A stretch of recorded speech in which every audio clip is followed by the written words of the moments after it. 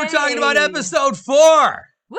Episode 4, season 4 of Cobra Kai. This is the 8th entry into the whole Karate Kid saga. You realize this? No, I did not realize that. Well, it's simple math. We're gonna count the first I don't need to 4 know the films, math. Just tell me what we and need then to do. 4 seasons. And now we got episode 4. This is gonna be great, guys. Let's talk all about it. So this episode opens up with our good friend Kenny, right? Who we love now. I think Kenny is universally loved. Right? Nobody doesn't like Kenny. Yeah. Kenny, and we're getting some background as to what's going on with him. So he's in the middle school, but now they bring him over to the high school to look around and to see the place. And I liked how right off the bat they interjected a little bit of the fight from season 2. Yeah. You know, the kids were asking like, "Oh, is the computer lab damaged in the fight?" And, yeah, they did reference that. And it wasn't damaged in the fight, but we're not allowed to go in there because of the fight. Right? Yeah. So it's like the fight is like a big, it's a big conversation piece. It is now high school legend. You know, it's part of their history. It's infused into their walls. Yeah. So I thought that was really cool. And then I love the way they intersplit. First of all, it's just cool having the middle school kids getting involved into the high school dramas that we're used to here. Because so far, everything we've been following has been kids of all the same age. Pretty much, yeah. Yeah, so I think that was really interesting. So poor Kenny goes to the bathroom. And by the way, he's having a great conversation with Leah, his love interest. They're just being super cute with each other. He's being charming, right? Oh, adorable. And then they go into the bathroom. He goes into the bathroom. And all of a sudden, look who the fuck the bullies are now. Look who the bullies are now. What irony that the two biggest pussies in what's it called? Eagle Fang? Eagle Fang now. In Eagle Fang. Because they washed out of Cobra Kai. Yeah, between Eagle Fang and Miyagi-Do, right? Because what's his name's in Miyagi? Nate's in Miyagi-Do still. Yeah. And these two kids are going to pick a fight with him just because he's wearing the Cobra Kai shirt. Yeah. Like, I mean, come on. They should have a little bit of understanding that just because you have the shirt on doesn't necessarily mean that you're like a bully, but whatever. They don't care. Right. So these fucking assholes start picking on him now. They love that they get to be bigger than somebody. Yeah, finally. Know? Yeah. The two pipsqueaks. Oh, Jesus. So they're starting to fight with him. And then, in kind of traditional Cobra Kai fashion, the timing is perfect, where as soon as this kid, as Kenny lunges towards them to strike first, Hawk shows up and grabs him. Yeah. You know, I don't think that would play out in real life that way. I think it was a little bit too perfect, but Hawk grabs him. As soon as he pushes him against the wall, Hawk sees that he's got a Cobra Kai shirt on. Yeah. And then immediately puts it all together and he's like, "Oh, you think you're going to strike first? Okay, a little too convenient for me, right? Yeah. A little too convenient, but okay, whatever." So this was a really interesting way, I thought, to introduce Kenny to the older kids. I thought they really handled this well. Yeah, what do you think? Yeah, it was good. So now Kenny, who's like, I guess 3 years younger than Hawk, now has Hawk as his new enemy. And Hawk is the bully. And then so are these fucking two. Yeah. Nate and Bert. I was very disappointed in Bert and Nate. Me too. What Nate, who I didn't even know his name until a week ago. Yeah. Well, so a lot of things happen in this episode too. Daniel's not just teaching karate anymore. He's also teaching Miguel how to fix cars, how to drive cars. Yep. Daniel really has got some balls, doesn't he? He does. He interjects himself into things and immediately, like, he's got such like a narcissism complex, doesn't he? Oh, for sure. Because you think maybe you want to talk to Carmen and Johnny before you go teaching Miguel how to drive. Right. But that's Daniel's world, isn't it? He's the guy. He can do whatever. I'm really kind of more and more disliking Daniel these days. He has a very moral superiority complex. So he teaches Miguel to drive, which is fucking preposterous. I mean, there's risk involved. There's all kinds of shit. He shouldn't have done that. And Johnny, of course, does not like that. No. Johnny does not like the way that Daniel is interjecting himself into all this bullshit and his bond with Miguel. Right. What Johnny does like, though, by the way, is this video. So make sure that you yourself also click like on this video the way Johnny did. Thank you. Like Johnny. Yes. I'm more and more in favor of Johnny's behavior these days and not Daniel's. Then we had the Tori and Sam event at the birthday party that Sam went to with the family. Yeah. This was interesting.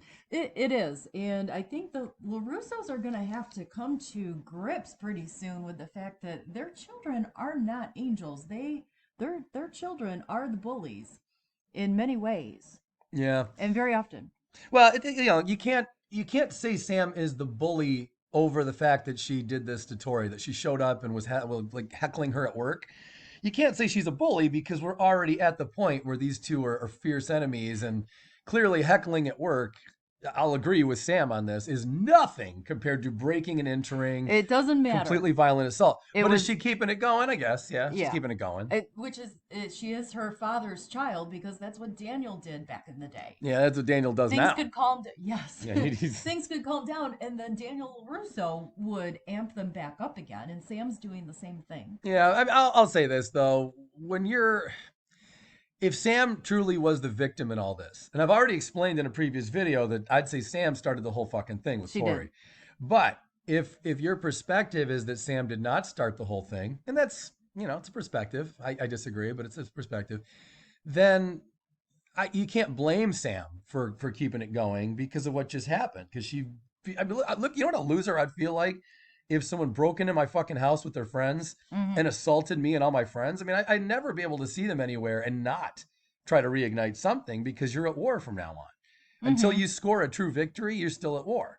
So I sound like Kreese now, huh? but so I think that's legit. It's just, I would trace this all the way back to season 2 when Sam clearly started the fight, in my opinion. The whole thing about the silverware and... Right, yeah. She started the whole thing at the country club. Yeah, so that makes things different to me. But regardless, from the way the parents are going to see it, is just this needs to be over, and Sam is just reigniting relentlessly. But Daniel and Amanda did call her out on it, so I give them props for that as parents. Yeah, all right, so that's good. We had a lot of stuff here too. Kenny then training more and more with Robbie. I thought that was really cool. There was that one scene too where Kenny said to Robbie, when he's hitting the shields, Robbie's holding the shields, and Kenny's punching and kicking and shit. And then Kenny gets, like all kids his age, when they start to get kind of good at something, they take it way too far, right? And Kenny says, well, now that I know all the moves, I can stand up to those guys. Yeah.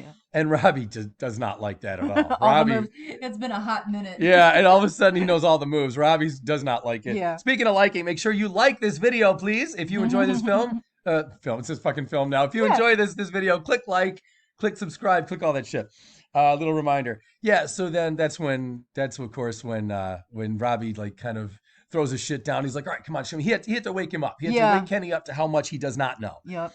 And that was very understandable. I like what's going on. I like the mentorship. I like that Robbie has taken him under his wing, even though he really doesn't have time and really doesn't want to help. But he's doing it anyway. I think that's really cool. Yeah. We also had Kreese formally introduce Terry Silver to, that was great, right? Yeah. I almost got the chills when he did that. Yeah. Right? And Terry Silver walks in, he's in his gi. We really see him full-fledged with the ponytail and everything. I thought, wow, here we go, man. Here's the beginning of the end, because we've actually got Terry Silver, a new Terry Silver, right? He's not the same as he was. He's not as maniacal. He's not coked up anymore. Yeah. But we've got him walking in, and now it's like we're about to see Terry Silver version 2.0. Yeah. Yeah. Very interesting. Definitely adds an extra really cool element to Kreese's teaching. Yeah. The two of them side by side, because they don't always agree, and you can see when that happens. But Terry's presence there is like just so strong. Yeah, it was really cool to see that happening and to see him introduce himself. And I like the way Terry interacts with the students too. Yeah. He's different from Kreese. Kreese is not, I said this in the last video too, like when Kreese does his goodbyes, he never does a normal goodbye. It's always like, he wants to give you something to think about. Well, perhaps blah, blah, blah. It's always on this snaky kind of weird term. And he's a little bit like that when he's coaching or when he's, instructing these kids. He's senseiing. Yeah, when he's senseiing. Is that he also gives them kind of this it's a very odd kind of thing where Terry's not like that. Terry's a regular instructor. Yeah. He comes out and he speaks to them in plain English. Yep. There's no like subterfuge. There's no, these kind of strange commands like not so much metaphor. Right. Yeah. He doesn't do the metaphors and shit. He just comes right out and just talks to you like a person. And that's refreshing. I like making it a little bit more realistic. So it's more tangible. Another big thing in this episode was when they all went to see Bloodsport at the drive-in. Yeah. And it's like the valley is super small on Cobra Kai because all the kids go to the same places, run into each other in the same places. Well, they had free tickets. Yeah, but did everyone have free tickets? I mean, he got free tickets. Kyler got free tickets. He must have gotten a lot. Well, but Miyagi-Do ended up there too, is what I'm saying. Oh yeah. No okay, one, yeah. I see and what you're Eagle saying. Fang. Everyone Yeah. who does karate shows up at this thing. Of course, it's blood sport. Yeah, I guess, right? So they all show up there. Kyler's a bigger prick than ever. I fucking hate this kid. You do. And he's telling Kenny to go get him all this bullshit. Yeah. And poor Kenny's still just like, oh, but I can't carry all that. How am I supposed to carry all this stuff? And they just treat him like shit. But I thought it was really well done that Hawk sees Kenny again and then wants to carry over their problem they had in the bathroom. Yeah. That makes sense, because Hawk is, when he's not in Eli mode, when he's in Hawk mode, he really is a shit starting prick. Well said. Right? That's good. In Eli mode, he's nothing like this, but in Hawk mode, he really just, he has no scruples. He picks fights. I mean, all the kid did was, well, I guess he did go after Bert and Nate in the bathroom too, but Hawk should understand the perspective there, that like they were instigating the whole fucking thing. So anyway, so then we have the whole, everybody now, essentially everybody from all the dojos is at this thing. Right. They say, fuck the movie, we don't care what's happening, and they go toe to toe and they're ready to fight. Poor Dimitri though. Oh no. Yeah, not another rumble. I love that. Dimitri is like maybe the only truly good person on the show. Yeah. As you pointed out. I think that's so true. That is so accurate.